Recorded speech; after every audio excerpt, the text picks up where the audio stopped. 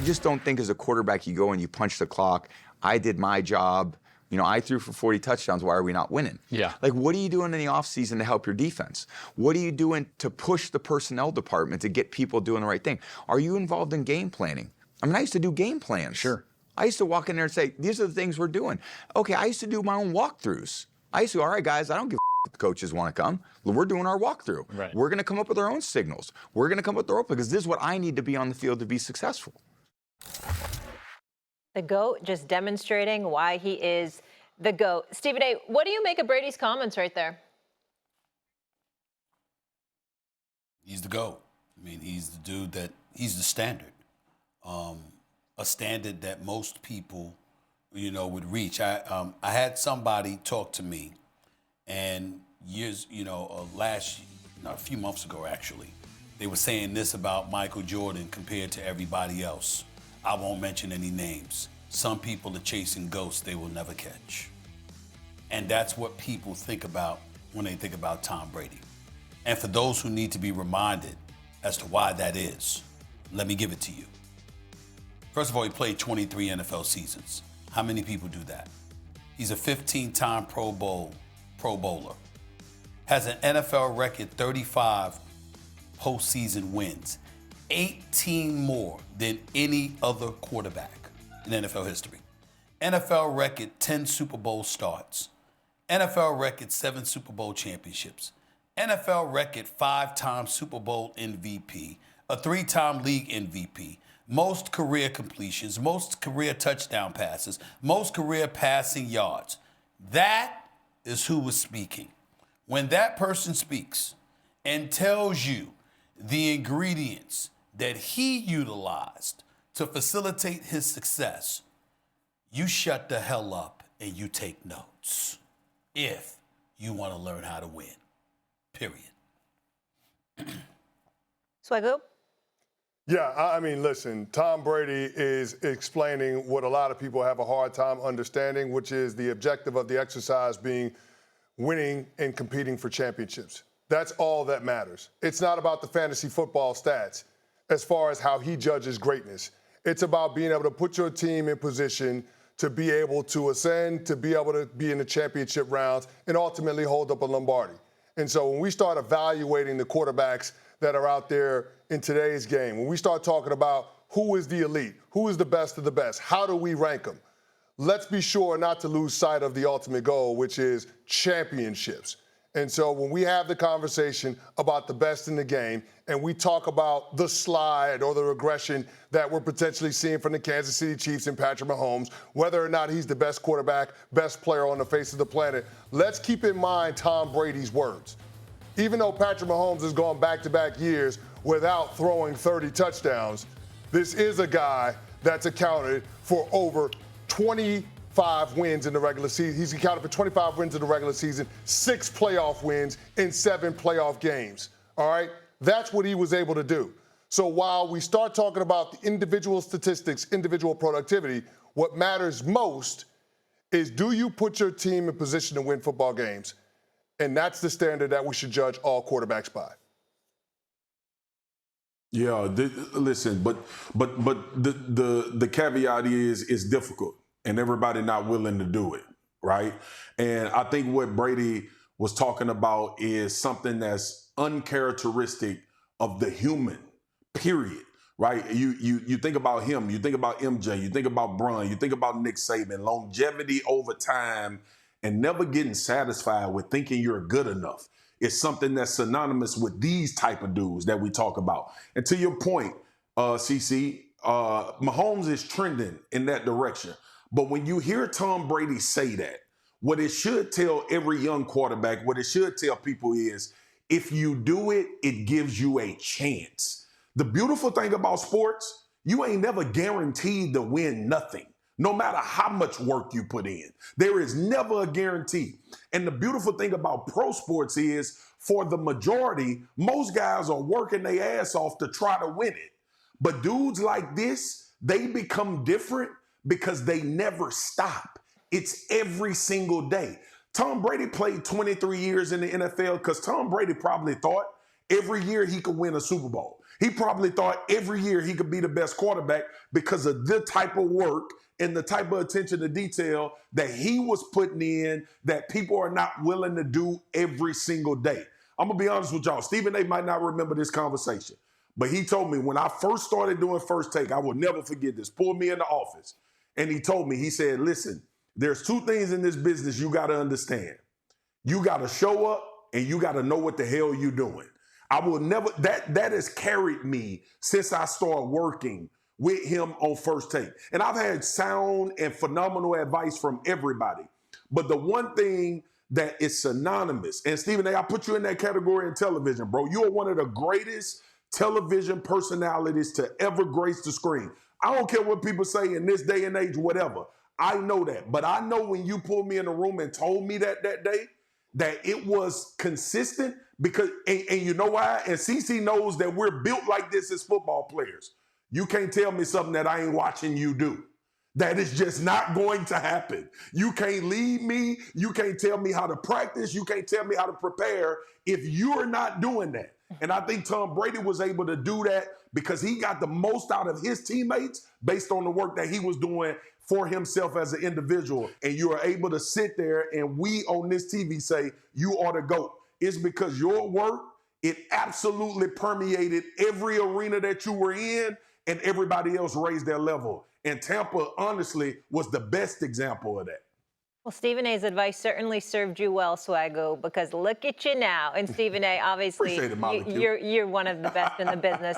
Special talent.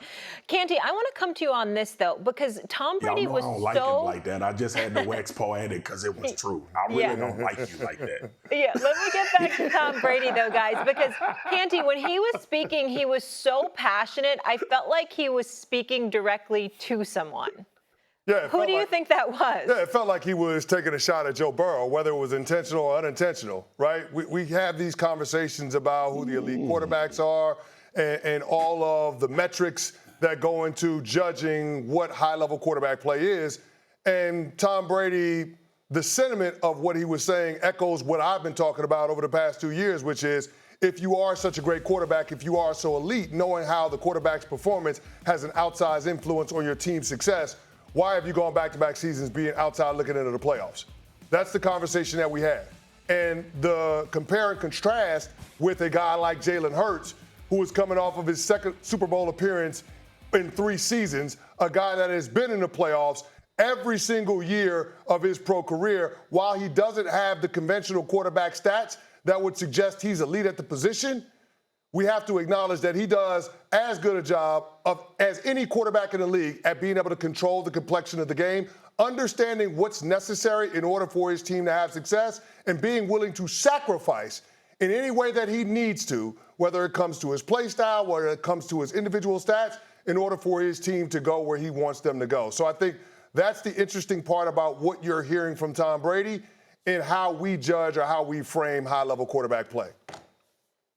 Stephen A? Well, I will say this to you. I don't blame Swagoo for putting his head in his hands because it is frustrating listening to you, CC, talk about Canty sometimes because it's just you just seem to have a problem. Canty, you just seem to have a problem when it comes to Burrow. Sometimes I wonder about you. And I blame ESPN because, you know, when they ask you to get up 4 a.m. for a 6 o'clock radio show, you got attitude. So, I mean, that's what it is. Let's just call it what it is. You got attitude, man. You got attitude because they got you waking up so damn early. It's early, Stephen A. I've been there. A little edge. I understand. But I will tell you that Tom Brady, Swagoo, Tom Brady has helped Chris Canty with Burrow with what he's saying. Because here's what happens. When we look at a Joe Burrow, highest career completion percentage in NFL history with a minimum of 2,500 attempts or more at 68.6. Nobody's been better. You look at him last year, nearly 5,000 yards passing, first in the NFL, 43 touchdowns, led the NFL, only 9 interceptions, third in QBR, third in passer rating, third in completion percentage, all right? And the brother was sacked 48 times, which is 4th most in the National Football League last year. Joe Burrow is the real deal. And by the way, he's one of the people that beat Patrick Mahomes in the postseason. And the only person that has a better postseason record than him since 2020 is Patrick Mahomes. So we got to look at that and say, Joe Burrow is no joke. But when you really compartmentalize and really peel apart Swagoo, what Tom Brady was saying, he's saying he was a part of the game plan. That's where it resonated with me, because what he's saying is to me, and I'll defer to y'all because y'all know better than me, but what he's saying to me is, you know your defense stinks. What are you doing to minimize that impact? What are you doing to offset what they bring? Because it ain't just about scoring points. Again, sometimes you got to utilize that clock. Sometimes you got to chip away. Sometimes you got to do what it takes to keep them off the field. Sometimes you got to disrupt an opposing offense by you staying on the field, so when they get on the field, it can disrupt their rhythm. Anything to help that horrid defense, okay? Tom Brady could be bringing that up. And remember, outside of Randy Moss, we didn't see Tom Brady have an all-world receiver in all of those years he's been in New England. Pretty good ones, but not all-world ones. I'm just saying, when he says stuff like that and he compartmentalizes it the way that he did, I think that that's something any kind of great quarterback, even somebody like Joe Burrow, who got T. Higgins and Jamar Chase their money, still trying to get Hendrickson his money, I think we got to take into account what Tom Brady believes is required from the leader and the quarterback of a franchise. Maybe it ain't just throwing touchdown passes and scoring points. Maybe it's something a little bit more than that. That's all I'm saying. Stephen A., oh my God, you let Chris pull you into this damn rabbit hole, that this vendetta he got against Joe Burrow. Man, you don't have to do it. Just stay with me on this side.